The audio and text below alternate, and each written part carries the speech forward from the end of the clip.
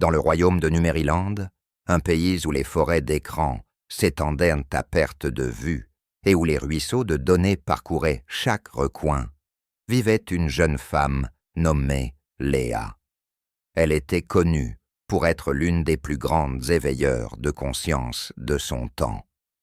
Avec son tempérament de feu, elle avait le don de faire feu de tout bois pour défier le statu quo et éveiller les esprits endormis. Léa avait toujours cru que le numérique ne défigure leur culture, mais plutôt la propulsait vers un avenir plus lumineux.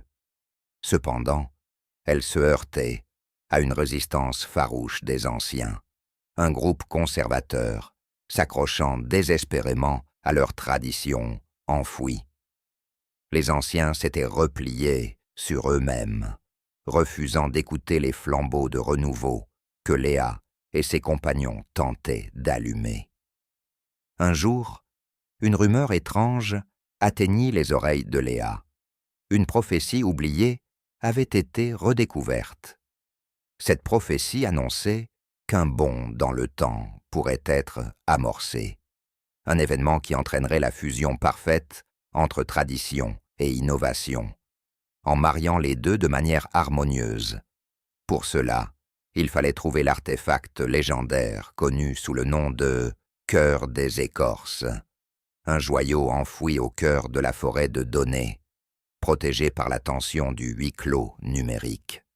Léa, s'élançant vers cette quête avec une détermination sans faille, rassembla une équipe de frondeurs tout aussi motivés. Marco, un philosophe dépossédé, Sophia, une artiste dont les œuvres avaient été adoubées par les plus grands critiques, et Elliot, un ingénieur brillant mais souvent dépité par l'inaction des dirigeants. Leur voyage était semé d'embûches. Ils devaient naviguer entre les vagues de scepticisme qui hérissèrent les anciens à leur égard, et les résistances technologiques qui semblaient avoir mis les doigts dans la prise pour les empêcher de progresser. Mais rien ne pouvait arrêter leur fureur de vivre et de changer le monde. En chemin, ils rencontrèrent un ermite, un ancien veilleur de poste de vigie, qui leur offrit un blanc-seing pour franchir les frontières numériques qui scissionnaient leur royaume. Il leur raconta comment, dans sa jeunesse, il avait lui-même tenté de remettre à plat les préjugés, mais que la somme de ses efforts s'était perdue dans le recouvrement des traditions obsolètes. « Je savais fort bien que le temps joue pour lui, » murmura l'ermite en désignant le cœur des écorces.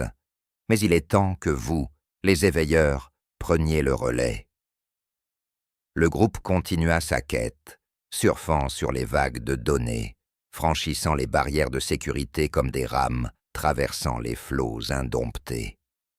À chaque obstacle, Léa se souvint de l'ermite et de sa sagesse.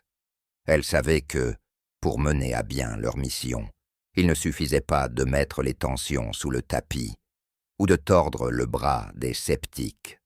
Finalement, après des jours de lutte acharnée, ils atteignirent le cœur des écorces. En plaçant leurs doigts sur la surface scintillante du joyau, une lumière éblouissante s'entr'ouvrit devant eux.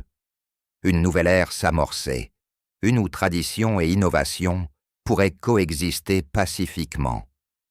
Léa et ses amis avaient obtenu gain de cause, et leur royaume, désormais éveillé, ne serait plus jamais le même.